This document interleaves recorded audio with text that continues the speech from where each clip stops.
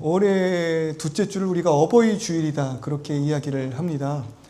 그리고 그 어버이 주일을 맞이하여서 또 청소년부에서 예쁜 카네이션을 준비해 주셨는데 카네이션을 옷에 꽂고 계신 분들이 지금 별로 안 보이시네요. 꽂아주세요. 아이들의 정성과 사랑인데. 핀이 없어서요. 네, 그럼 한번 이렇게 손으로 들어보시겠어요? 받으신 분들? 네. 많이 받으셨네요. 근데 보면은요, 그 카네이션을 잘 좀 안 하려고 하시는 분들이 계세요. 저도 조금 그래요. 제가 지금 카네이션을 꽂고 앞에 이렇게 있다라는 게 좀 어색하고 쑥스러운 좀 그런 기분이에요. 그리고 괜히 좀 그렇잖아요. 나이 먹은 것 같은 그런 모습이지 않습니까? 그래서 아니야 난 안 받아도 돼 라고 말씀하실 땐 그 본인의 지금 상황과 나이를 좀 부정하고 싶으신 그러한 모습이 또 있지 않을까 생각을 해봅니다. 언젠가 제가 이런 말씀을 드린 적이 있어요.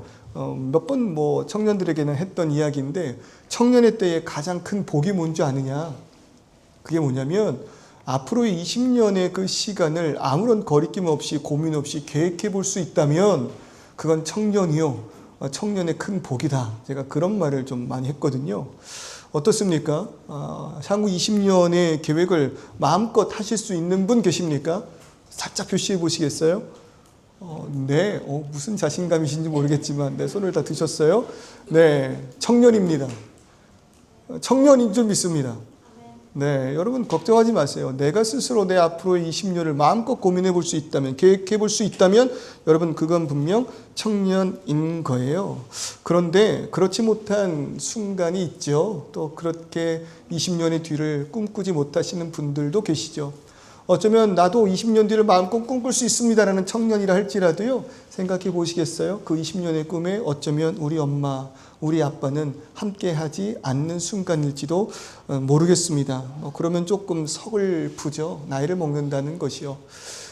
제가 호주에 처음 왔을 때 제 나이가 28살이었습니다.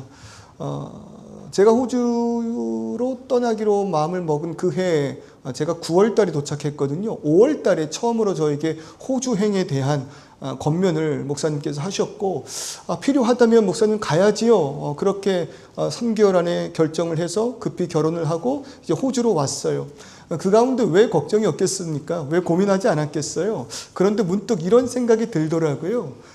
저는 그 학부를 신학을 공부하고 그리고 졸업하는 그 해에 바로 대학원에 진학하는 바람에 남들보다 좀 제가 빨리 그 모든 학업이 진행되었습니다.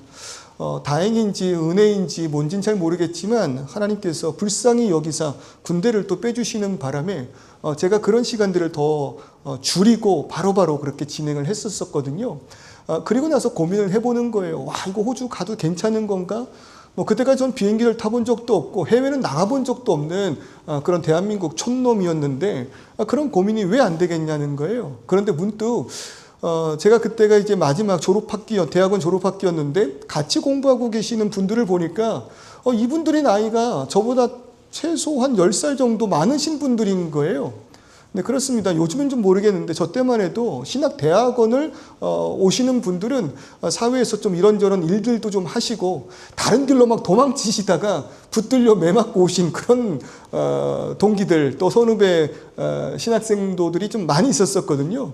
근데 그분들이랑 밥을 먹으면서 고민을 나누는데 그분들의 모습을 보니까 내가 지금 호주 가서 10년을 속된 말로 망치고 온다 하더라도 정말 실패하고 온다 하더라도 이 형님 나이인 거예요. 그렇게 용기가 생기더라고요. 와, 내가 10년을 실패하고 온다 하더라도 38, 이 형님 나이다. 이 형님은 지금 대학원 졸업하는데 나는 이 28에 졸업을 하니 10년을 더 번 것 아닌가 뭐 그런 생각이 들었었어요. 그래서 자신 있게 왔죠.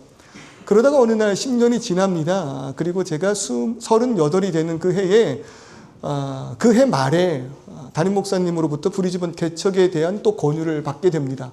지금까지 늘 그래왔던 것처럼 뭐 부르시면 가야죠. 인도하시면 가야죠. 그게 제 길이라면 가야죠. 흔들림은 없었는데 그 말을 하고 난 직후에 조금 염려가 되더라고요.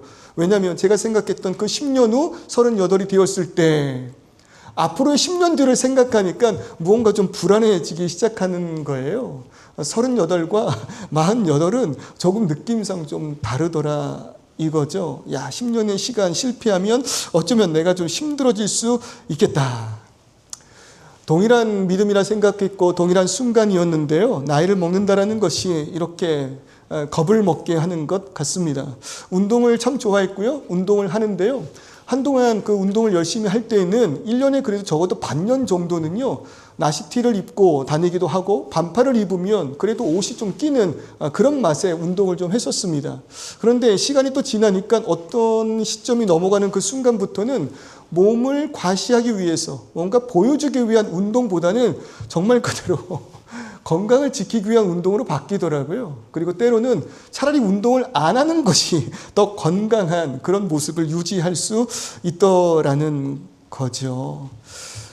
그러다 보니까요, 도전보단 유지가 어울리고요, 열정보단 은퇴가 익숙해지는 그런 나이가 됩니다.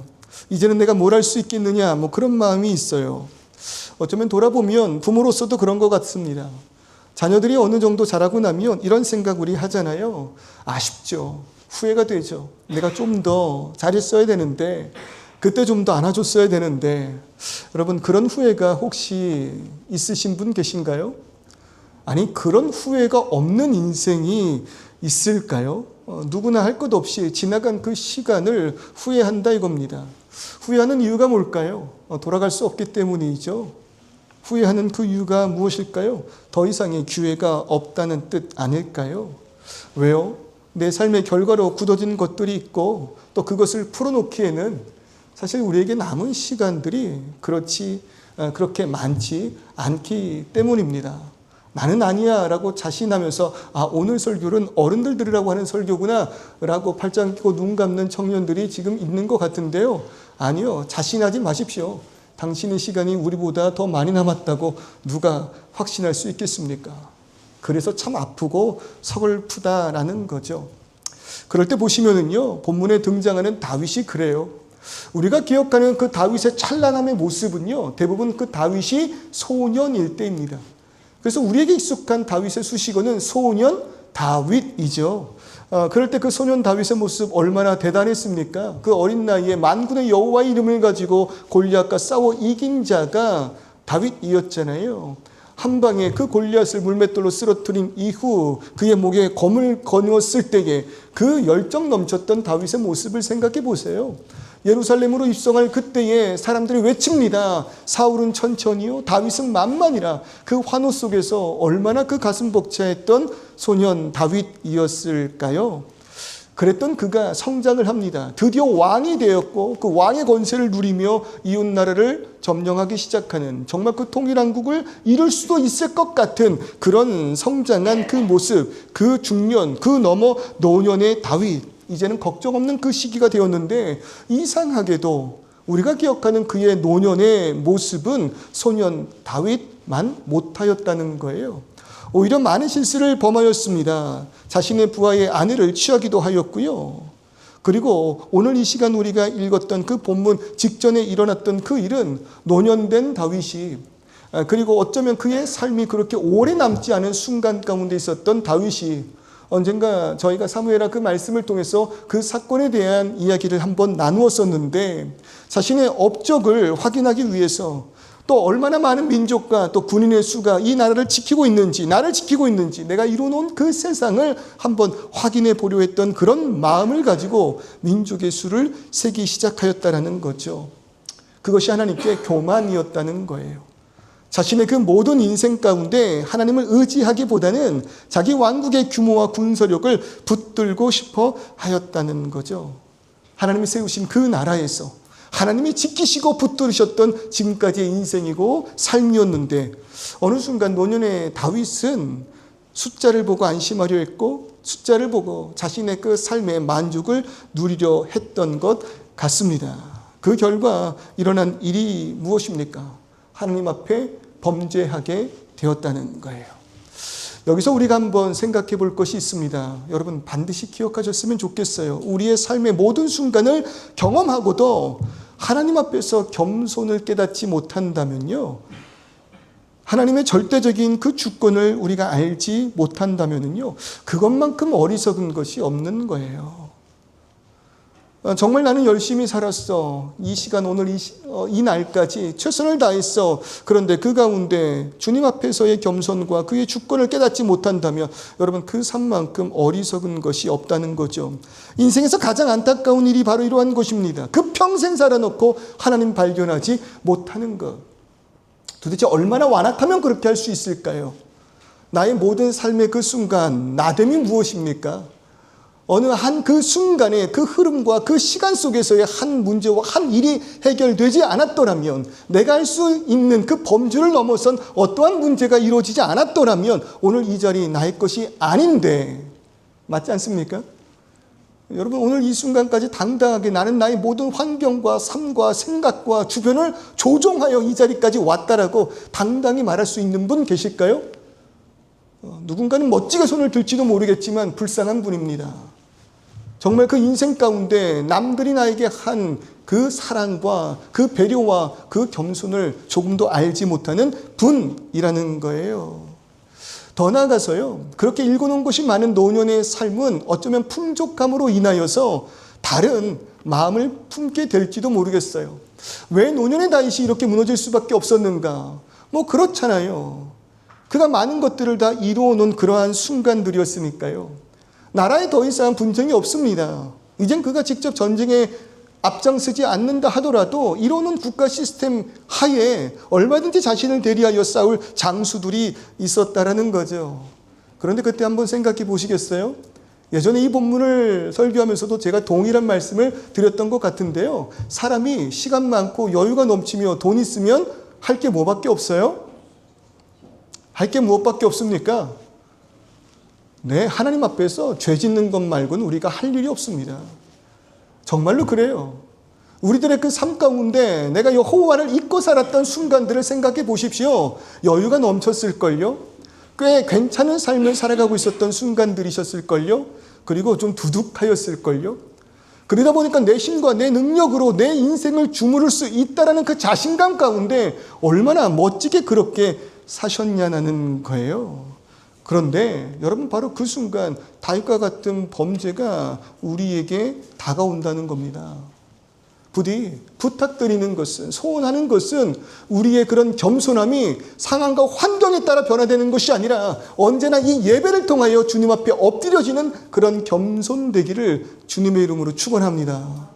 옆에 계신 분에게 이렇게 말씀하세요. 겸손합시다. 까불지 맙시다.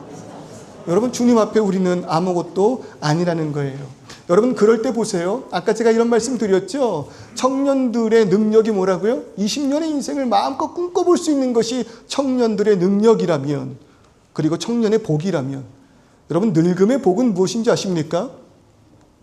늙음의 복은요, 무너지는 자리에 서 있다라는 거예요.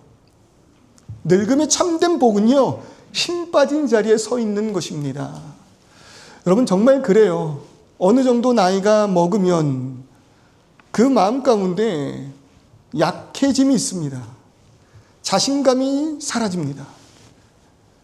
그리고 혼자 일어나는 것도, 혼자 살아가는 것도 힘든 그러한 순간을 맞이하게 된다는 거예요.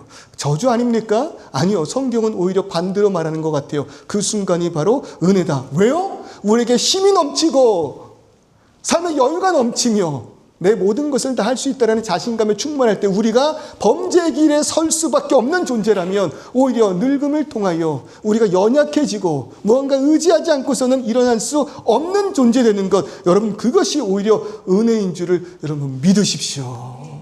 복입니다. 그것이 오히려 우리의 은혜입니다. 어떻게 증명할 수 있습니까? 새벽 예배 보세요, 여러분. 저희 교회는 새벽 예배가 없지만 우리가 다녔던 그 교회들, 몸담고 있었던 그 새벽 예배 현장들을 보십시오. 누구만 앉아 있습니까? 누구만 앉아 있어요? 저도 그 속에 속하니까 비속어를 쓰겠습니다. 젊은 놈들은 새벽 예배에 나와 엎드려지지 않습니다.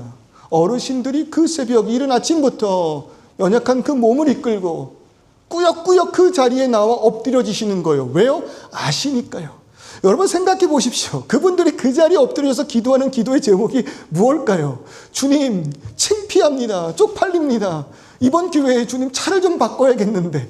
여러분 그런 기도하시는 어른들 계실까요? 주님 집이 좀 좁습니다. 주여 지금이라도 좋으니 화장실 3개 있는 집으로 이사가게 하여 주옵소서. 여러분 그런 기도하시는 어른들 있으세요? 만약에 여러분 그 자리에서도 그런 기도를 하게 된다면요, 아까 말씀드린 대로 너무나도 안타까운 자리에 서 계신 분들이에요. 그러나 대부분 그렇지 않아요. 주여 불쌍히 여겨주옵소서. 붙들어 주시지 않으면 살아갈 수 없습니다. 주여 불쌍히 여겨주시옵소서. 이 자녀들의 인생 가운데 주님 없이는 살아갈 수 없음을 깨달아 알게 하여 주시옵소서.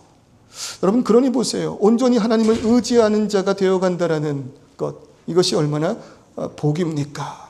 그 복을 깨닫는 저와 여러분 되시기를 주님의 이름으로 축원합니다.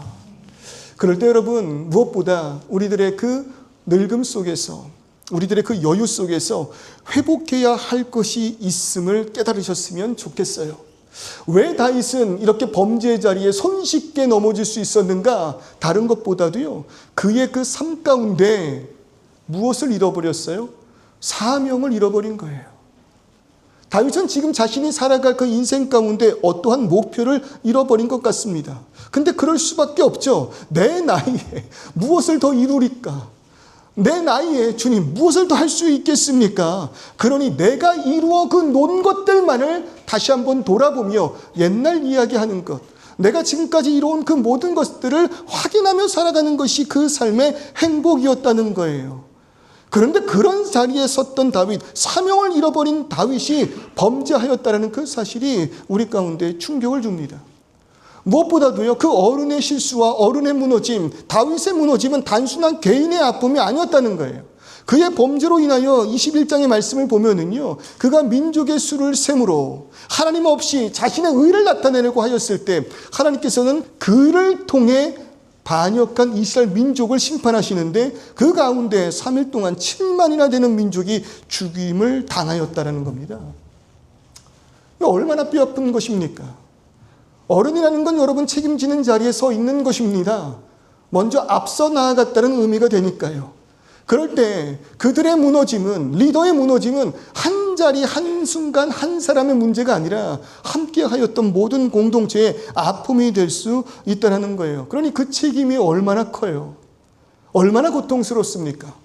그래서 다윗이 21장 17절의 말씀을 보면은요, 이렇게 고백합니다. 하나님께 아뢰되 명령하여 백성을 계수한 자는 나 아닙니까? 주님, 내가 범죄하고 악을 행한 것 아닙니까? 양떼들이 도대체 무슨 잘못이 있다고 주님 그 민족을 심판하는 것입니까? 차라리 나를 심판해 주세요. 다윗이 그렇게 간구합니다. 오해하지 말아야 될 것은요, 우리가 사무엘하 말씀을 보면 하나님께서 다윗이 이러한 악한 자리에 서는 것을 내버려 두신 이유는 그를 통하여 나에 대해 반역한 그 민족을 심판하기 위함이라고 기록되어 있어요. 그러니까 죄 없는 그 민족이 다윗 때문에 벌을 받고 있는 것이 아니라 다윗은 이미 하나님을 떠난, 하나님의 마음 보시기에 완악한 자리에 서 있는 그 민족을 대표하는 존재로 지금 범죄의 자리에 서 있는 것이에요. 그런데 책임 있는 자리에 서 있는 자들의 고통이 이런 거잖아요. 너무나 아프잖아요. 그래서 차라리 나를 심판해달라 말합니다. 근데 여러분 그것은 비겁한 겁니다. 가끔 우리가 정치인들을 보고 또 사회의 어떤 리더의 자리에 계신 분들, 또 공동체 안에서도 자기에게 맡겨진 그 책임과 권위를 휘두르다가 무언가 사람들의 손가락질 받는 자리에 서면 그것을 감당하는 것이 너무나도 힘들어서 스스로 자신을 해하는 그런 경우들이 있어요. 그런데 여러분 그것은 그 죄에 대하여 심판받는 모습이 아닙니다. 그 죄값을 치르는 모습이 결코 아니라는 거예요. 오히려 그 가운데 회개와 또 회복의 자리, 그리고 더 나아가 남겨진 그 모든 인생들을 그의 잘못을 회복할 수 있는 그 기회로 삼아야 하는 것이 옳다는 거죠. 더 나아가 하나님도 그런 자들을 하나님의 심판대에 놓고 벌 주시기 위함이 아니라는 그 사실도 우리가 깨달아야 하는데요. 하나님을 오해하지 말 것 보세요. 심판을 원하시는 하나님이 아니라 그렇게 무너진 자리에 있는 한 사람의 회복과 회개를 원하시는 분이 하나님이시라는 거예요. 그러니 사실 굉장히 어렵고 힘든 자리죠. 실패 앞에서 자격 없다 여길 수밖에 없죠. 그러나 그런 자리에서 나를 학대하지는 마시라는 겁니다. 여러분, 그럼에도 불구하고 우리에게 시간을 허락하셨고 기회를 허락하신 하나님이신 줄을 믿고 학대의 자리에 서지 마시고 회개를 통해 회복의 길로 나아가셨으면 좋겠어요. 그럴 때 여호와의 전사가 18절의 말씀이에요. 갓에게 명령하여 다윗에게 이르시기를 다윗은 올라가서 여부스 사람 오르난의 타작마당에서 여호와를 위하여 제단을 쌓으라 하신지라. 여러분, 하나님 어떤 하나님이시라고요? 회개를 통한 회복의 자리에 서기를 원하시는 하나님이십니다. 그리고 그 회복의 역사는 다른 것이 아니에요. 주께 나아가 제단을 쌓고 예배하는 그 모습입니다. 그럴 때 오늘 예배 시작에도 제가 이런 말씀을 드렸어요. 오늘 이 시간 우리가 예배하고 있다면 안심하시는 저와 여러분 되셨으면 좋겠습니다. 한 주간의 그 삶 가운데 또 무너지고 또 힘들고 낭망하고 다시 일어나 어떻게든 우리가 예배로 나왔다면 여러분, 주님 나와 함께 하심의 증거의 순간이라고요. 주님, 다시 일어날 수 있겠습니까? 주님, 이러한 인생을 살아왔던 내가 다시 회복할 수 있겠습니까? 그럴 때 주님은 다른 말씀하지 않으시는 것 같아요. 그저 예배를 허락하시며 그 예배를 통하여 진정으로 내가 엎드려져야 하는 분이 누구인가를 깨달아 알게 하는 하나님이십니다. 여호와를 위하여 제단을 쌓으라 말씀하십니다. 왜요? 회개는 온전한 예배의 자리로 나아가 그 앞에서 나의 모든 것을 내려놓고 예배, 대표적인 단어 두 단어 말씀드렸어요. 사하, 엎드려지는 거예요. 아바드, 봉사하는 거예요. 그것이 예배입니다. 엎드려져서 정말 나의 모든 것을 하나님께 올려드리는 그 현장에 나아가는 것, 그것이 예배이며 그렇게 예배하는 우리의 심령 속에서 회개를 통한 회복이 시작되는 것입니다.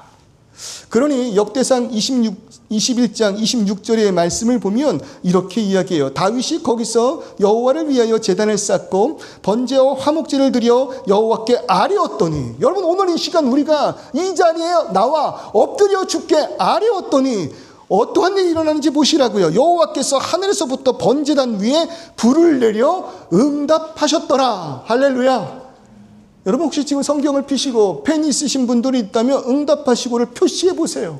예배 자리에서 일어나는 그 은혜가 바로 응답하심의 은혜입니다.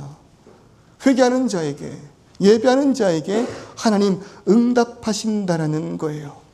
다윗의 실패가 마지막이 아니었어요. 다윗의 후회가 결론되지 않았다고요. 죄로 인해서 재앙이 임했던 그 자리가 회개로 인해 응답의 자리로 바뀌는 순간입니다. 여러분, 그것이 예배입니다. 끝났다고 생각하는 그 순간 꾸역꾸역 나오십시오. 시험에 들었다라고 말하지 마시고 시험에 들었다면 오히려 더 마음을 굳세게 하여 예배에 나와 엎드려 지시십시오. 그때부터 새로운 하나님의 놀라운 역사와 은혜가 시작하는 줄을 믿습니다.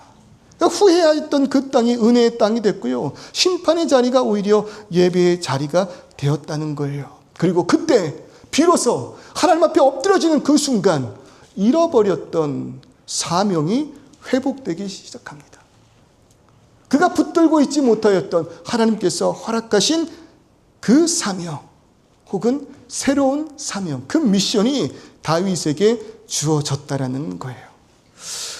오늘 예배하는 우리에게 능력이 있다는 그 사실을 여러분 믿으셨으면 좋겠습니다. 예배의 능력은 다른 것이 아니에요. 나의 유한함에 갇힌 계획과 뜻이 예배를 통하여 영원한 하나님과 연결됨으로 인하여 영원하신 하나님 안에서 새롭게 확장되는 능력, 그것이 예배입니다.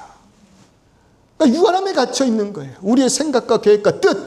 그러나 예배함으로 하나님께 나아가는 그 순간에 하나님 안에서 새롭게 확장될 거예요. 영혼을 바라보게 될 것입니다. 그래서 내가 끝이라고 생각한 자리에서 웨이메이커, 길을 만드시는 그 하나님, 존재하지 않았던 그 길이 열리는 그러한 놀라운 역사를 마주하게 될 것이다라는 거예요. 실패가 어디 있습니까? 여러분, 오늘 인생에 실패하신 분 계십니까? 그 실패의 자리에서 어떻게 해야 할지 몰라서 주저앉아 계신 분 계십니까? 여러분, 주님 안에 실패는 존재하지 않음을 믿으십시오. 누가 오늘 이 시간 나의 실패를 규정할 수 있다 이겁니까? 그 실패를 통하여 하나님 어떤 길로 나를 인도하실 줄 알고요. 반대로 여러분, 성공의 자리에 있다고 교만해하지 마십시오. 어떻게 나의 오늘의 성공이 영원한 성공이 될 수 있다 이 말입니까? 그 성공을 통하여 내가 얼마나 큰 교만의 자리에 설 줄 알고, 그러니 그 모든 삶이 그의 인도하심에 따라 플랫인 거예요. 그게 평화입니다. 그것이 하나님께서 우리에게 말씀하시는 샬롬의 은혜인 줄을 여러분 믿으십시오. 그럴 때 노년의 다윗에게 새로 주어진 그 사명이 무엇입니까? 22장 1절의 말씀을 보니까요, 다윗이 이르되 이는 여호와 하나님의 성전이요 이는 이스라엘의 번제단이라 하였더라. 그 실패와 절망의 자리에서 하나님의 국률하심의 은혜와 소망을 본 다윗은요, 성전을 선포합니다. 정말로 그 여보수 사람 오르난의 타작마당에 성전이 세워지는 그 놀라운 역사의 시작이 바로 오늘 이 순간 이루어진 거예요. 왜요? 실패의 그 순간 국률하심의 은혜와 소망을 보았으니까. 무너져 있는 그 자리, 나는 끝났어, 버림받음을 확신하는 그 순간에 예배를 통하여 하나님의 응답을 체험하였기 때문에. 그러니까 성전은 그런 것입니다. 많은 종교들이 있고 그 종교들마다 상징적인 건물들이 있죠.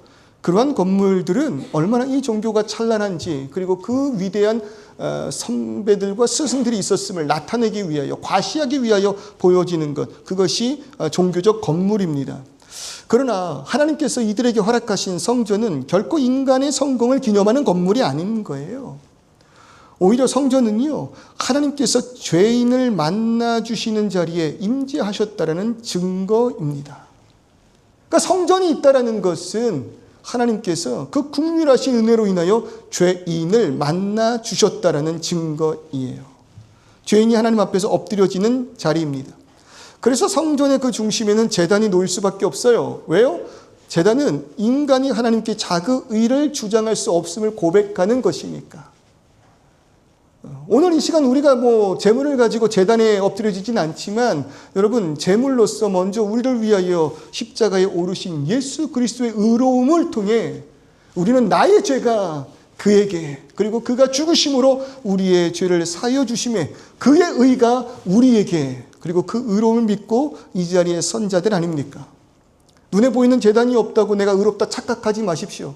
주님께서 영원한 제단에 오르사 우리의 죄를 사하여 주신 그 의로움으로 인하여 우리는 제단 없이도 주님 의지하여 이 자리에 나온 자들입니다. 그러니 죄인이 하나님 은혜 없이는 살 수 없음을 고백하는 그 자리, 그 증거가 바로 성전인 거예요. 그러니 보십시오. 요한복음 2장 19절부터 21절의 그 말씀, 예수께서 대답하여 이르시되 너희가 이 성전을 헐라 내가 사흘 동안에 일으키리라. 그러니까 계속해서 그들은 어떠한 건물로서 존재하는 성전을 이야기하며 그 성전 외형의 웅장함을 기대했지만, 예수께서는 진정한 성전의 의미를 이렇게 말씀하시며 죄인을 용서하는 자리에 임하신 하나님의 국률을 나타내셨다고요. 그리고 이러한 건물은 아무것도 아니라 말씀하시며 하신 그 말씀이 뭐예요? 이 성전은 46년 동안 지었거늘 네가 3일 동안에 일으키겠느냐 하시는 그 말에 예수께서 성전된 자기 육체를 가리켜 말씀하신 바, 자신이 곧 성전임을, 자신이 곧 하나님의 임재의 상징이며 십자가의 구원의 역사와 성령의 임재를 통하여 오늘 이 시간 우리 가운데 하나님 임재하신 성전된 몸을 가졌음을 성경은 기록하고 있다고요. 그러니 여러분 보십시오. 우리가 예수를 믿는다는 것은요, 어떤 종교적 의식과 그 행위를 따르겠다라는 다짐이 아닙니다. 이제부터 나는 교회 다니니까 주일마다 교회 가겠습니다. 헌금하겠습니다. 11조 하겠습니다. 하겠습니다. 여러분, 그런 종교적 의식과 행위를 따르는 것이 예수를 믿는다는 게 아니고요. 예수를 믿는다라는 것은 삶의 실패, 인생의 후회, 심지어 죽음 앞에서 무너진 내가 그 자리에서 다시 일어나 영원한 사명을 붙들고 나아가게 되는 실질적인 힘과 그 능력, 그것을 회복하는 것이 예수를 믿는 우리들의 고백인 거예요. 멈춰서는 이유가 무엇입니까?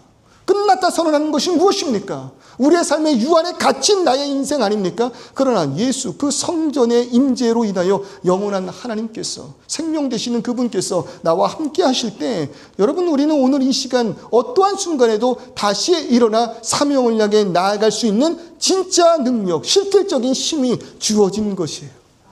그것이 성경이 말하는 복음임을 여러분 믿으십시오. 끝이 아닙니다. 우리들의 그 삶 가운데 예수 계십니다. 하나님은 우리의 후회를 끝으로 삼지 않으십니다. 모두가 인생에 그 후회가 있지만 그 후회 자리에 예수의 능력을 붙들고 나아가는 우리들의 그 인생에는요, 반전이 있는 거예요. 예수 십자가의 회복이 있는 거예요.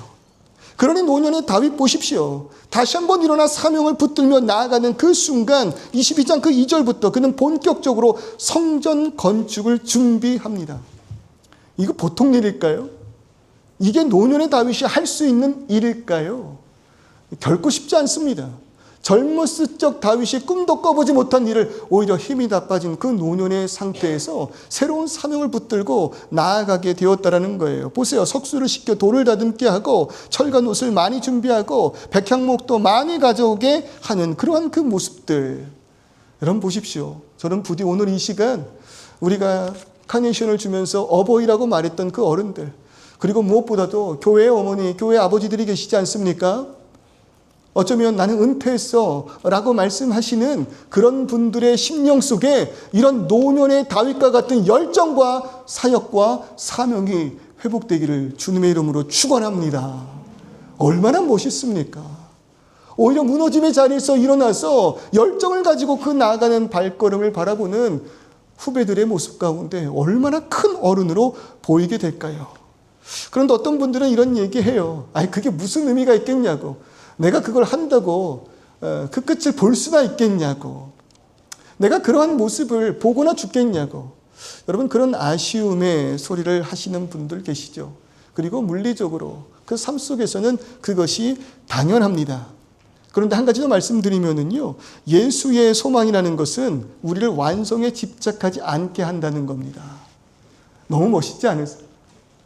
예수의 소망은 우리를 완성에 집착하는 자 되지 않게 한다는 거예요. 그러니 다윗은 지금 무엇을 하고 있습니까? 다른 게 아니라요, 그저 준비할 뿐인 거예요. 그저 다윗은 준비할 뿐인 거예요. 다윗에게 욕심이 없었겠습니까? 내가 이런 열정을 가지고 나아간다면 정말 멋있는 성전 한번 만들어 보리라. 그런데 8절의 말씀 보니까요, 여호와의 말씀이 내게 임하여 이르시되 너는 피를 심히 많이 흘렸고 크게 전쟁하였느니라. 네가 내 앞에서 땅에 피를 많이 흘렸은즉 내 이름을 위하여 성전을 건축하지 못하리라. 그런데 그 성전 건축을 다윗을 통하여 이루어지지 않게 하셨어요. 피를 많이 흘렸다라는 것이 그 이스라엘 왕국을 위하여 나아간 그 전투의 희생의 피인지 아니면 직전에 일어났던 그의 완악함으로 인하여 백성의 많은 수가 목숨을 잃어버리게 된 그 책임인지는 잘 모르겠지만 하나님이 다윗을 통하여 성전 완공을 보지 않겠다라고 말씀하셨다고요. 그러니까 여기에 우리는 실망하죠. 왜? 그럴 거면 뭐하러 합니까? 어차피 내가 누리지 못할 거, 그런 것들을 내가 해야 될 이유가 무엇입니까? 그런데 보십시오. 언제나 하나님의 사역과 역사는 그래요. 우리를 통하여 끝장을 보시려는 하나님이 아니십니다. 우리를 통하여 그 모든 것을 오늘 이 시간 이루어내려고 하시는 하나님이 아니에요. 내가 오늘 결과를 보지 못해도 괜찮다는 거예요. 왜요? 나는 멈춰질지 모르나 풀은 마르고 꽃은 시들지만 하나님의 역사는, 하나님의 섭리는, 하나님의 계획과 그 뜻은 영원하기 때문이라는 거예요. 그래서 보세요. 22장 5절은요. 다윗이 이르되 내 아들 솔로몬이 어리고 미숙하고 여호와를 위하여 건축할 성자는 크게 웅장하여 만국의 명성과 영광이 있게 하여라 할지라 그러므로 내가 이제 그것을 위하여 준비하리라 하고, 실제로 다윗은 죽기 전까지 많이 준비하였다라고 이야기합니다. 그러니까 소망이 있는 거예요. 나는 여기까지지만 완성에 집착하지 않는 다윗은 이 모든 역사가 주님의 영원하심 가운데, 그 사역 가운데 이루어질 것을 믿은 거예요. 여러분 오늘 이 시간 우리에게 영생의 능력이 있습니까? 예수 안에서 우리의 유한한 삶에 갇혀있는 존재가 아니라 하나님의 영원하신 그 나라를 바라볼 시야가 우리 가운데 있습니까? 여러분 그럼 준비하는 저와 여러분 되셨으면 좋겠습니다. 그러니까 오늘 내가 이런 말을 하죠. 난 더 이상 뭐 할 필요가 없어. 나는 이제 지쳤어. 나는 이제 힘들어. 목사님 저는 소망이 없어요. 저는 더 할 수 있는 힘과 능력이 없는 것 같아요. 주님 이 생 이번 생은 망한 것 같아요. 정말로 그래요. 최근에 그 한국의 뉴스를 보니까요, 되게 안타깝더라고요. 한국 그 모든 사회 역사 속에서 지금처럼 신용불량자가 된 그 청년들의 비율이 없었대요. 이렇게 많은 신용불량자 청년을 가지고 있었던 그 사회가 없었다는 거예요. 제가 기억하기로 IMF 끝날 때쯤에 그 카드 대란이 일어나가지고 그때 당시 대학생들, 젊은 분들이 그 무분별한 카드 사용으로 신용불량자가 되고 그랬잖아요. 근데 그때보다 더 많은 신용불량자들이 지금 있다는 거예요. 청년들 사이에. 왜 그러냐면, 야, 뭐 아니면 도야. 어차피 길이 안 보여. 어차피 끝났어. 그러니까 이 기회를 내가 얻지 못하면 안 돼. 영끌, 그 주식에, 코인에, 부동산에 투자한 그 결과 99%는 다 쪽박을 찬 거 아닙니까? 그러니 포기하게 돼요. 나이가 많고 적음이 아니라 그냥 그 삶을 더 이어나갈 용기가 없는, 그래서 오늘 이 말씀을 붙든다 한들, 오늘 나에게 이러한 사명이 있다 한들 이것을 시행할 힘이 없습니다. 이유가 없습니다. 끝을 보지도 못하는 나의 인생이니까요. 그러나 아니요. 영생을 붙들고 하나님의 영원한 나라를 목표로 나아가는 우리들의 그 삶은 준비하면 되는 겁니다. 이루시는 분은 하나님이실 줄 믿습니다. 그저 우리는 준비하며 오늘 이 시간 나에게 힘을 허락하셨고 생명 허락하셨고 호흡 허락하셨고 움직일 수 있다면 그 자리에서 해야 할 그 일이 있음을 여러분 믿으시기를 주님의 이름으로 축원합니다. 정말로 그래요. 할 일들이 얼마나 많으십니까? 은퇴가 어디 있습니까? 우리의 그 삶 가운데 사명 안에서 도대체 어떤 은퇴가 있는 거예요? 오히려 요즘은요, 더욱더 그런 어른들의 사명이 빛나야 할 순간입니다. 오히려 어른들의 그 섬김과 그 열심을 통하여 그들을 따르는 자들에게, 가족들에게, 교회 성도님들에게 분명히 보여주셔야만 한 그런 순간이라는 거예요. 다윗이 모든 것을 준비하려고 하는 그 이유가 무엇이냐면 방금 읽은 그 말씀, 5절의 말씀 보세요. 내 아들 솔로몬은 어리고 미숙하대요. 그러니까 그 어리고 미숙한 솔로몬을 위해서 이걸 준비해 놔야겠다라는 거예요. 그게 다윗의 사명인 거예요. 내 대에 무언가를 이루려고 하는 것이 아니라 하나님께서는 영원하신 분이고 이러한 뜻을 분명히 이루실 것인데 이 사명을 감당할 우리의 후손들을 바라보니, 우리의 식소를 바라보니, 아이들을 바라보니 너무 어리고 미숙하다라는 거죠. 물론 우리가 아는 솔로몬 지혜의 왕입니다. 성경에 등장하는 그 어떤 왕들보다 지혜롭고 능력 있는 왕입니다. 그러나 지금은 아니라는 거예요. 가능성은 있지만 아직 아닙니다. 사명은 있지만 그가 혼자 감당하기 어려워요. 그래서 다윗은 그것을 가르치려고 하는 겁니다.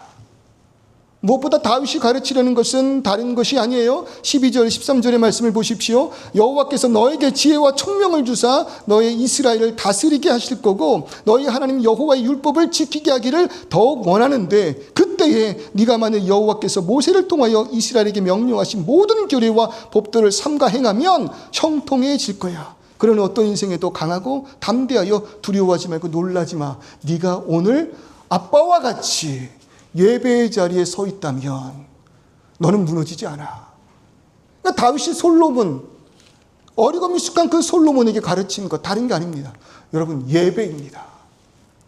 예배를 통하여 다윗이 회복한 것처럼 자녀들을 위하여 가르쳐주고 싶은 유일한 한 가지가 있다면 다윗은 그 솔로몬에게 지금 예배를 가르치고 있는 거예요. 이것이 여러분 교회 어른들의 역할임을 기억하셨으면 좋겠습니다. 이것이 부모의 역할임을 여러분 믿으십시오. 우리가 해야 하는 일이라는 거죠. 부모는 자녀의 인생을 완성할 수 없습니다. 자녀 대신 믿어줄 수 없습니다. 자녀 대신 순종할 수 없습니다. 다만 준비시킬 수는 있다는 거예요. 어떤 순간에도 무너지지 않을 수 있도록 예배를 통하여, 예배하는 부모의 삶, 어른의 그 삶을 통하여 자녀들에게 그 예배의 기쁨을 가르칠 수 있는 겁니다. 오늘 이 시간 참 귀하고 감사한 건 우리 교회에 어른들이 많이 계시다는 거예요. 뒤를 한번 바라보시겠어요? 머리가 희끗하신 분들이 많이 보이시죠? 제가 알기로 저희 교회 가장 어른이 40년생으로 알고 있습니다. 힘드시겠지만 자리에서 강건하게 한번 일어났다 앉아보시겠어요? 40년생 우리 어른들 벌떡 일어났다 앉아보세요. 네, 일어나세요. 벌떡 일어났다가 박수 한번 쳐주세요. 앉아주세요. 감사합니다. 실수 없죠, 아직. 우리 젊음을 유지하고 계신 우리 50년생 어르신들 한번 자리에서 벌떡 일어났다가 한번 앉아줘 보시겠어요? 네. 뒤에도 계시고. 네. 이런 귀한 어른들이 계신 교회, 여러분, 우리는 그분들의 하나님 앞에서 예배를 향한 몸부림침을 바라보며 쫓아가기만 해도 우리의 인생 주 안에서 성공할 줄 믿습니다. 아멘? 그러니 그 책임이 얼마나 떨리시겠어요? 뒤로 빠지지 마십시오. 우린 늙었어. 우리는 할 거 없어. 뒤로 빠지지 마십시오. 천만의 말씀입니다. 더욱더 예배에 열심을 더해 주십시오. 더욱이 기도하면서 예배의 기쁨이 무엇인지를 무지한 저희들에게 가르쳐 주시면 감사하겠습니다. 교단에 좋은 어른들이 참 많으셨습니다. 그분들이 삶을 위해서 이 호주 땅에 그 오래전 한 40여 년 전 이주를 하셨어요. 그분들이 정착한, 저희 교단 어른들이 호주에 제일 먼저 정착한 곳이 아들레이드였었어요. 그리고 그 아들레이드 교회를 섬기고 세우기 시작하셨죠.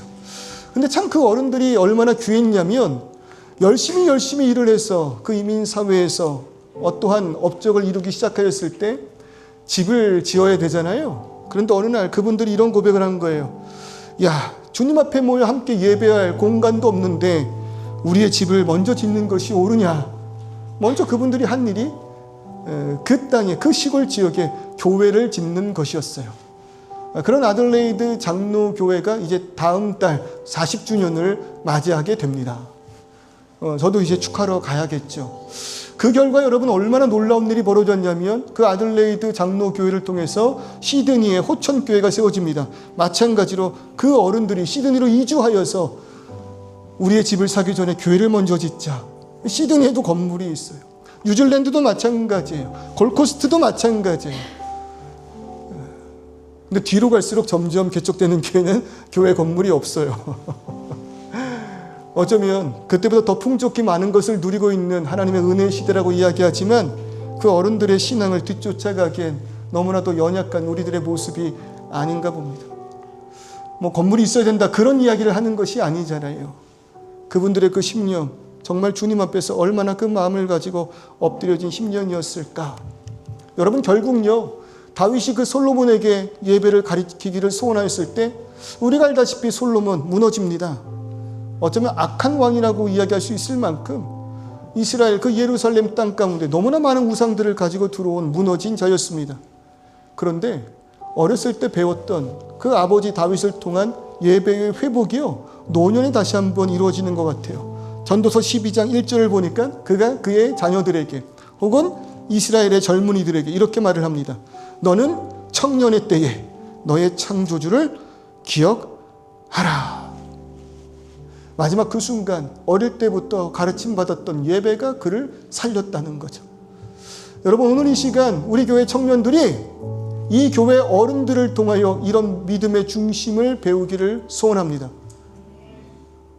우리의 자녀들이 부모님들의 예배를 사랑하는 그 마음, 여러분 예배 쉽게 빠지지 마십시오.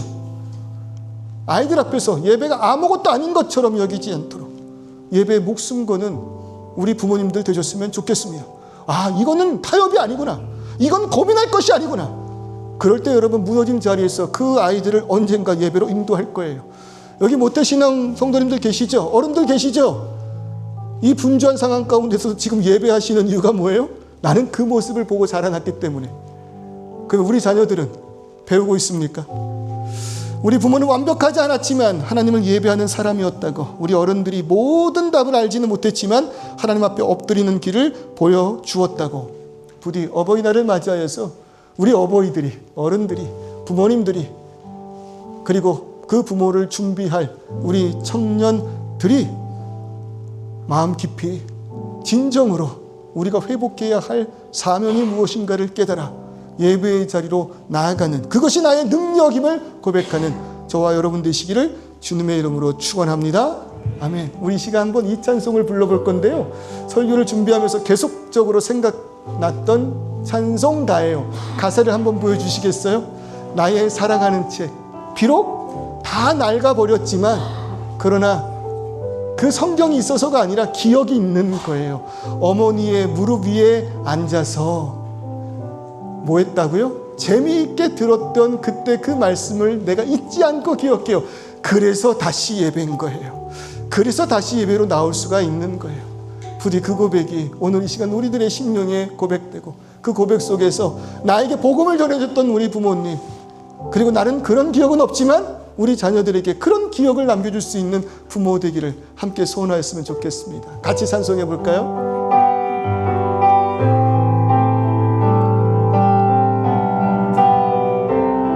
나의 사랑하는 채, 나의 사랑하는 채 비록 헤어졌으나 어머니의 무릎 위에 앉아서 재미있게 듣던 말 그때 일은 지금도 내가 잊지 않고 기억합니다. 귀하고 귀하고 귀하다 우리 어머니가 들려주시던 재미있게 듣던 말 이 책 중에 있으니 이 성경 심히 사랑합니다. 옛날 용맹스럽던 다니엘 기억나셔요? 어릴 때 그 부모님을 통해서 들었던 그 성경의 재미있었던 이야기들, 은주의 선지 엘리야 바람 타고 하늘에 올라가던 일을 기억합니다. 참 귀했습니다. 귀하고 귀하다 우리 어머니가 들려주시던 재미있게 듣던 말 이 책 중에 있으니 이 성경 심히 사랑합니다. 예수 세상 계실 때 많은 고난 당하고 십자가에 달려 죽임당하니 어머님이 읽으며 그런 추억이 우리에게 있기를, 그런 추억이 우리 자녀들에게 있기를 아직 내가 기억합니다. 귀하고 귀하다 우리 어머니가 들려주시던 재미있게 듣던 말 이 책 중에 있으니 이 성경 심히 사랑합니다. 근데 일은 지나고 나의 눈에 환한 어머니의 말씀 기억하. 나도 시시때때로 성경 말씀 읽으며 주의 뜻을 따라 살려 합니다. 귀하고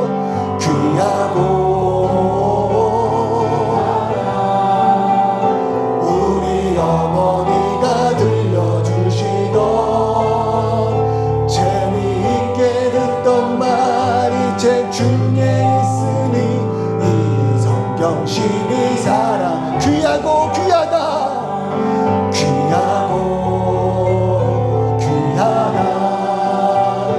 우리 어머니가 들려주시던 재미있게 듣던 말 이 책 중에 있으니 이 성경 심히 사랑합니다.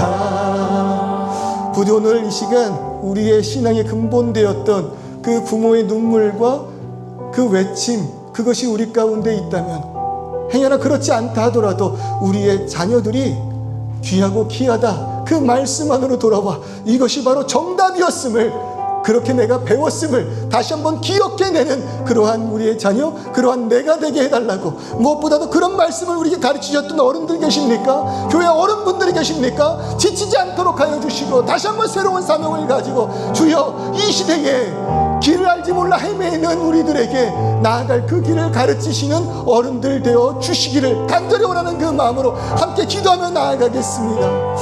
아버지 하나님, 이 시간 우리들의 그 모든 그 삶 가운데 허락하신 은혜가 있음을 고백합니다. 참으로 귀하고 귀합니다. 무너짐의 그 자리에서도 다시 한번 사명을 불러주심으로 인하여 아버지 하나님, 나의 늙음이 저주가 아니요 은혜가 되게 하심을 감사합니다. 그러므로 인하여 다시 한번 일어나 어버이로서, 리더로서, 어른으로서 주님의 그 사명을 붙들기를 소원할 때 주님여, 그 모습을 통하여 예배가 답인 인생 살아가는 젊은이들이, 우리의 자녀들이 되게 하여 주시옵소서. 주님여, 우리들을 붙들어 주신 그 말씀 이제 남아있지 않을지도 모르겠습니다만은 아버지 하나님, 우리 안에 다시 한번 시작되는 그 놀라운 역사가 무너져가는 젊은이들과 우리의 자녀들을 붙드는 신앙의 귀한 유산 되게 하여 주시고, 그때에 주는 교회가, 그 교회 어른들이 그 길을 먼저 앞서 나아가는데 부족함 없는 귀한 분들 되게 하여 주시옵소서. 그때의 그 추억들이 생생히 기억납니다. 말씀을 사랑하셨던 할머님의 열심, 늘 기도하라 외치셨던 할아버님의 그 외침, 그리고 그 길대로 모든 인생 목회의 자리에서 무너지고 얻는 것은 없다 하더라도 그 길이 참된 행복이었음을 보여주셨던 부모님들, 그리고 함께 동역하였던 교회의 어른들이 오늘 이 시간 내가 무너지지 않고 예배의 자리에 있게 한 능력입니다. 그럴 때 주님요, 우리의 젊은이들은 그러한 은혜가 있습니까? 우리 자녀들은 그 소망을 붙들고 살아가고 있습니까? 주님, 반드시 주어야 할 것을 주는 우리 되게 하여 주옵소서. 시간이 많지 않다고 걱정하는 것이 아니라 모든 것 주께 맡기고 우리는 그저 오늘 하루의 준비를 최선을 다하여 해나가는 자들 되게 하여 주시옵소서. 귀하고 귀한 그 하나님의 말씀 우리 가운데 있습니다. 그 능력을 놓치지 않게 하여 주옵소서. 예수 그리스도의 이름으로 기도드립니다. 아멘.